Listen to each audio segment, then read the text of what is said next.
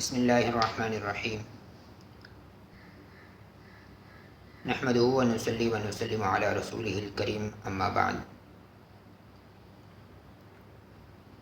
عید الفطر کی مناسبت سے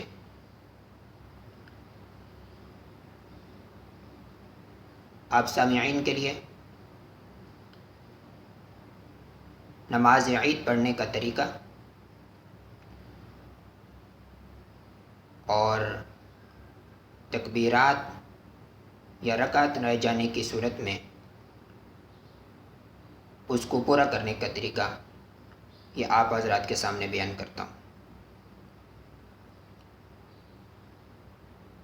سب سے پہلے نیت ہے۔ نیت اصل میں دل کے ارادے کا نام ہے۔ جب آپ گھر سے نکلتے ہیں تو یہی نیت کر کے نکلتے ہیں کہ میں عید کی نماز پڑھنے کے لیے جا رہا ہوں۔ اتنی نیت کافی ہے، تاہم زبان سے بھی نیت کے الفاظ ادا کر لینا یہ بہتر ہے تاکہ زبان اور دل کی آپس میں موافقت ہو جائے۔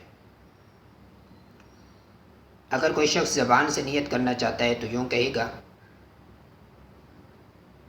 میں نیت کرتا ہوں 2 رکعت نماز عید الفطر، ساتھ 6 تکبیر زائد واجب، پیچھے اس امام کے منہ طرف قبلہ شریف، اللہ اکبر۔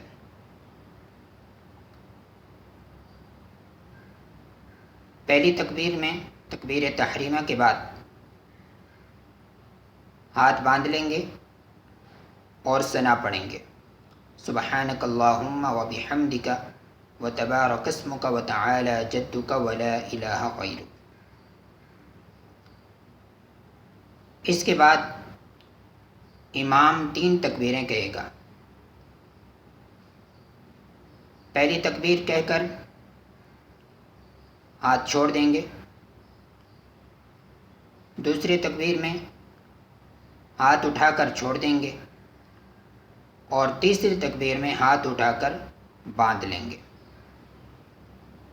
اس کے بعد امام اپنی قرات مکمل کرے گا، سورۃ فاتحہ پڑھے گا اور اس کے ساتھ سورت ملائے گا، رکوع اور سجدہ، اور پھر دوسری رکعت کے لیے کھڑا ہو جائے گا۔ دوسری رکعت کے شروع میں امام اپنی قرات مکمل کرے گا۔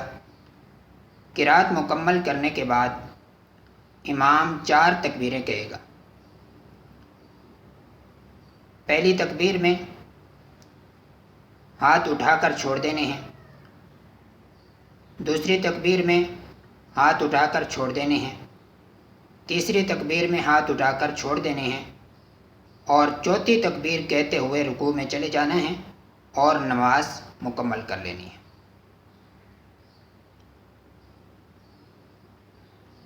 اب مسئلہ یہ ہے، اگر کسی شخص کی تکبیرات رہ جاتی ہیں تو اس کو پورا کرنے کا طریقہ کیا ہے؟ تو اگر کوئی شخص پہلی رکعت کے اندر عید کی نماز میں اس وقت شامل ہوتا ہے جبکہ امام قرات شروع کر چکا ہے، تو اب اس آنے والے شخص کی 3 تکبیریں رہ گئیں۔ اب اس کا طریقہ یہ ہے کہ یہ تکبیر تحریمہ کہہ کر اپنی 3 تکبیریں مکمل کر لے، اللہ اکبر اللہ اکبر اللہ اکبر،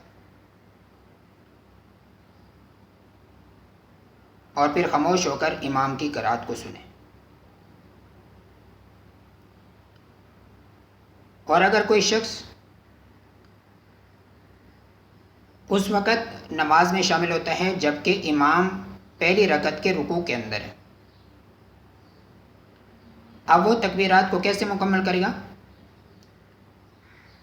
تو اس کا طریقہ یہ ہے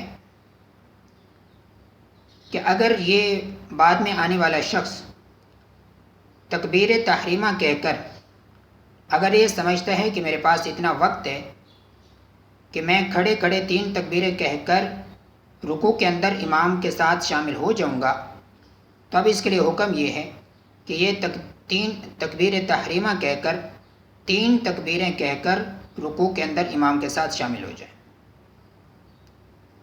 لیکن اگر یہ شخص سمجھتے ہیں کہ اگر میں نے 3 تکبیریں کہیں تو امام رکوع سے کھڑا ہو جائے گا، تو اب اس کے لیے حکم یہ ہے کہ یہ تکبیر تحریمہ کہہ کر امام کے ساتھ رکوع میں شامل ہو جائے اور رکوع کی تسبیح کے بجائے 3 تکبیرات کہہ لے، اللہ اکبر اللہ اکبر اللہ اکبر، لیکن تکبیر کہتے وقت ہاتھ نہیں اٹھائے گا۔ اور اگر کسی شخص کی 1 رکعت رہ جاتی ہے، اس وقت پہنچتا ہے جب کہ امام دوسری رکعت شروع کر چکا تھا، اب اس کا طریقہ یہ ہے کہ جب امام اپنی نماز سے فارغ ہوگا تو یہ کھڑا ہو جائے گا اور یہ اپنی نماز کو اس طریقے سے پورا کرے گا جیسے کہ پہلی رکعت کے اندر ترتیب تھی۔ مثلا یہ سب سے پہلے کھڑے ہو کر ثنا پڑھے گا، ثنا پڑھنے کے بعد 3 تکبیریں کہے گا اور پھر اپنی قرات مکمل کرے گا اور پھر نماز کو مکمل کرے گا۔ اور اگر کوئی شخص قعدہ اخیرہ کے اندر امام کو پاتا ہے تو اب اس کی نماز کو مکمل کرنے کا طریقہ وہی ہے جو کہ ابھی میں نے آپ کو بتایا۔ جس طریقے سے امام نے نماز کو مکمل کیا اسی ترتیب کے مطابق یہ اپنی نماز کو مکمل کرے گا، ثنا پڑھے گا، 3 تکبیریں کہے گا، اپنی قرات مکمل کرے گا، پہلی رکعت مکمل ہو گئی، پھر دوسری رکعت کے لیے کھڑا ہوگا اور قرات کے بعد 3 تکبیریں زائد کہے گا اور پھر چوتھی تکبیر کہتے ہوئے اپنی نماز کو مکمل کرے گا۔ لیکن اگر کوئی شخص اس وقت پہنچا جب کہ امام نماز سے فارغ ہو چکا تھا تو اب اس کے لیے حکم یہ ہے کہ یہ اکیلے نماز نہ پڑھے، اس لیے کہ عید کی نماز اکیلے نہیں ہوتی اور اس کی قضا بھی نہیں ہے، تو اس کے لیے بہتر یہ ہے کہ یہ کسی اور عیدگاہ کی طرف چلا جائے، کسی اور مسجد کی طرف چلا جائے، وہاں پر جو ہے وہ اپنی عید کی نماز کو ادا کرے۔ امید ہے آپ کو یہ مسئلہ سمجھ آ گیا ہوگا۔ اللہ رب العزت ہمیں دین کی سمجھ عطا فرمائے، صحیح سے اور اس پر عمل کرنے کی توفیق عطا فرمائے۔ وآخر دعوانا ان الحمد للہ رب العالمین۔